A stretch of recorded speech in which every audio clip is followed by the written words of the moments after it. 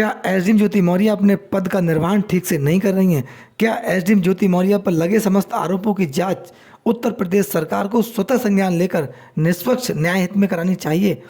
क्या home guard commandant Manish Dubey को सजा दिलाने के लिए पीड़ित महिला होमगार्ड को न्यायालय के समक्ष जाना चाहिए? क्या आलोक मौर्य और एसडीएम ज्योति मौर्य के बीच अभी भी हस्तक्षेप कर रहे हैं मनीष दुबे? नमस्कार इंडियंस, मैं आपका दोस्त देवेंद्र पटेल अपना इंडिया से। आज के एपिसोड में हम आपसे बात करेंगे एसडीएम ज्योति मौर्य, उत्तर प्रदेश सरकार और मनीष दुबे के मामले में, और न्यायालय इसमें क्या हस्तक्षेप कर सकता है, पूरी चर्चा करेंगे। एसडीएम ज्योति मौर्य और मनीष दुबे का मामला पूरे भारत के अंदर मीडिया, सोशल मीडिया पे छाया रहा, जिसमें कई नई चीज़ें ऐसी बन के आई हैं जिसमें आम जनता कहीं ना कहीं न्याय चाहने की उम्मीद कर रही कि न्याय मिलना चाहिए हमें, लेकिन ये मामला बैकफुट पर गया धीरे धीरे। उसके बाद कहीं ना कहीं मैनेज कर लिया गया और ये मामला धीरे धीरे बंद जैसा कर दिया, जिससे आम आदमी अपने आप को ठगा हुआ महसूस कर रहा है। वो कह रहा है कि बड़े लोगों के खिलाफ कोई एक्शन नहीं होता है, इसके पीछे कारण क्या है, और आम आदमी अगर ऐसा ही कृत्य करे तो उसको बड़ी सज़ा मिलती है, और छोटे से छोटे अधिकारी उसको डराने धमकाने का काम करते हैं, यानी कि जेल बहुत जल्दी जाता है आदमी। लेकिन इन लोगों के खिलाफ इतने बड़े मामले थे।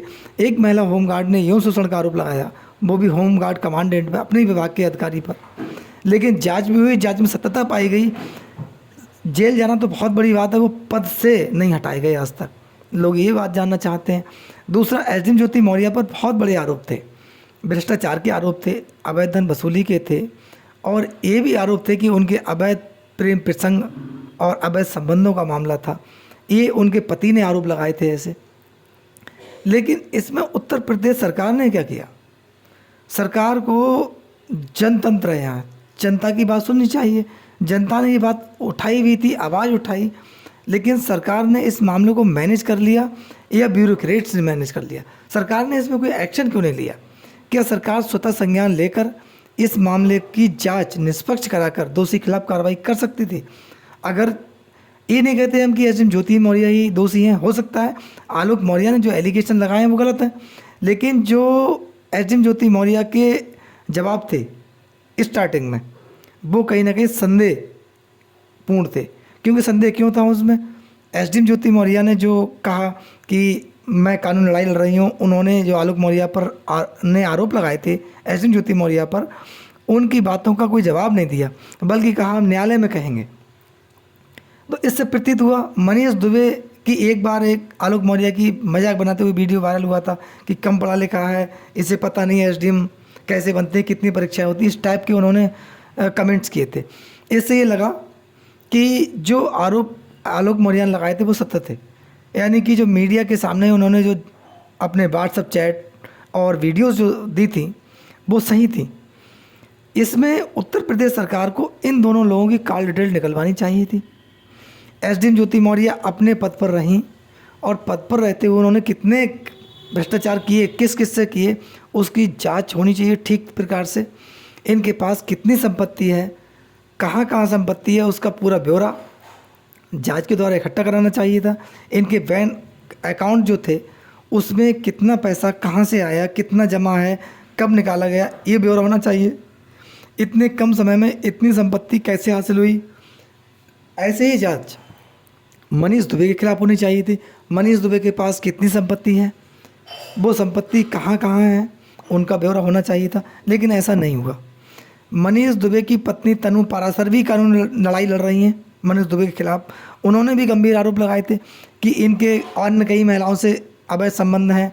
होमगार्ड कमांडेंट के खिलाफ होमगार्ड महिला तो आरोप लगाए थे, लेकिन मनीष दुबे की पत्नी तनु पाराशर ने भी आरोप लगाए थे कि इससे पहले ये 3 विवाह और कर चुके हैं, जिसमें मुझे गुमराह किया, धोखा किया मेरे साथ। इसमें एफआईआर क्यों नहीं हुई? एफआईआर दर्ज होनी चाहिए थी, जांच होती। अगर एफआईआर होने के बाद जांच में मनीष दुबे ठीक पाए जाते, कोई नहीं, उसके बाद, लेकिन ऐसा कुछ नहीं हुआ। तो लोगों का ये कहना है कि यह कानून गरीब लोगों के लिए बना है, इसमें उत्तर प्रदेश ने सरकार ने संज्ञान क्यों नहीं लिया? अब ऐसा जानकारी में आया है कि अब इस मामले में उत्तर प्रदेश सरकार कहीं ना कहीं ये देख रही है कि एसडीएम ज्योति मौर्य का अपने पद का निर्वहन करते हुए किस प्रकार के कार्य किए गए हैं। क्या इन्होंने जनता को ठगने का काम किया है? वो कहाँ कहाँ से किया, कहीं ना कहीं इसकी जानकारी जुटाई जा रही है। उसके बाद इसमें एक्शन होने की उम्मीद है, ऐसा कुछ चर्चाओं में है, कुछ जानकारी में भी आया है। थोड़ा नज़दीकी लोगों को द्वारा ये पता लगा है कि एसडीएम ज्योति मौर्य जो बरेली के सेमीखेड़ा शुगर मिल में हैं, वहाँ पर लोगों ने कुछ ने बताया है कि कुछ लोग यहाँ पूछताछ के लिए भी आए थे सरकार की तरफ से।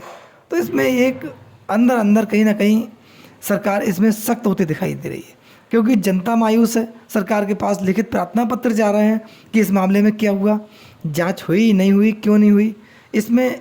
क्योंकि जब से आलोक मौर्य ने अपनी शिकायत वापस ली है, तब से लोग ये मान रहे हैं कि एसडीएम ज्योति मौर्य को रिलीफ मिल गया, लेकिन नहीं, भ्रष्टाचार का मामला है।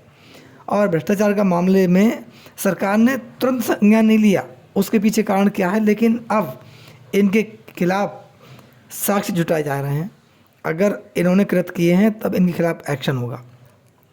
दूसरी बात, जो महिला होमगार्ड थी, जो पहले से ही पीड़ित थी, क्योंकि वो मृतक आश्रित में होमगार्ड बनी थी, उनके पिता की डेथ हो गई थी। उसके बाद वो लड़की होमगार्ड हुई, उसको मनीष दुबे ने अपने आवास पर जबरन कई बार बुलवाया, वरना ड्यूटी नहीं देने की बात कही, उसको ड्यूटी नहीं दी गई, परेशान हुई, अकेले में बुलाना, इस प्रकार के आरोप जो थी महिला होमगार्ड ने लगाए थे। मैं उनका नाम लेना नहीं चाहूँगा, हालांकि लास्ट वीडियो में उनका नाम लिया था मैंने, लेकिन वो महिला ने आरोप लगाए, जांच हुई, 3 बार आरोप लगाए, लिखित प्रार्थना पत्र दिया, जांच हुई, लास्ट में जांच हुई। उसके बाद मनीष दुबे के खिलाफ एफआईआर दर्ज करने और इनको निलंबित करने का सिफारिश की गई थी, लेकिन आज तक कुछ नहीं हुआ। ऐसे में पीड़ित महिला की स्थिति क्या होगी आप और हम जान सकते हैं। पीड़ित महिला के लिए कहीं डराया भी जा रहा होगा, धमकाया भी जा रहा होगा, क्योंकि होमगार्ड है, गरीब वर्ग की होगी, सीधी सी बात है, इसमें कहने में कोई गुरेज नहीं। लेकिन उसकी स्थिति क्या होगी, उसे न्यायालय के समक्ष जाना चाहिए, लोगों को उसकी हिम्मत बनानी चाहिए, जो कानून के जानकार हैं उनको भी मदद करनी चाहिए, क्योंकि एक पीड़ित महिला ने बहुत साहस किया और मनीष दुबे के खिलाफ अगेंस्ट खड़े होने का प्रयास किया और खड़ी भी हुई। लेकिन अब वो अकेली है, उसका साथ देने वाले लोग नहीं हैं, कहीं ना कहीं उसका साथ देना चाहिए लोगों को। तीसरी बात यह है कि अब आलोक मौर्य, एसडीएम ज्योति मौर्य एक हो सकते हैं, एक होने के कगार पर हैं, लेकिन एसडीएम ज्योति मौर्य के आरोप ऐसे हैं कि आलोक मौर्य को बिल्कुल भी पसंद नहीं करती हैं, और आज भी उनके निजी जीवन में मनीष दुबे कहीं ना कहीं हस्तक्षेप है, और अच्छा खासा हस्तक्षेप है, क्योंकि वो भी ये चाहते हैं कि अब एसडीएम ज्योति मौर्य और आलोक मौर्य एक ना हो, इनके परिवार बनने के कगार पर नहीं जाए, और मनीष दुबे भी एसडीएम ज्योति मौर्य को अपने साथ रखने वो आज की स्थिति में तैयार नहीं है। तो लेकिन हस्तक्षेप बराबर है, वो क्यों है, इसके पीछे कारण क्या है, हम और आप इसको भी जान सकते हैं, समझ सकते हैं, क्योंकि ये मामला काफ़ी मीडिया में आया हुआ है। ऐसे में आलोक मौर्य के बच्चे क्या पिता का सुख पा सकते हैं? मनीष दुबे के चलते पॉसिबल नहीं हो रहा है। इस प्रकरण में जांच हो और ठीक से दोषियों के खिलाफ कार्रवाई हो, चाहे उसमें दोषी मनीष दुबे, एसडीएम ज्योति मौर्य हों या फिर आलोक मौर्य हों, लेकिन सत्यता जनता के सामने आना चाहिए।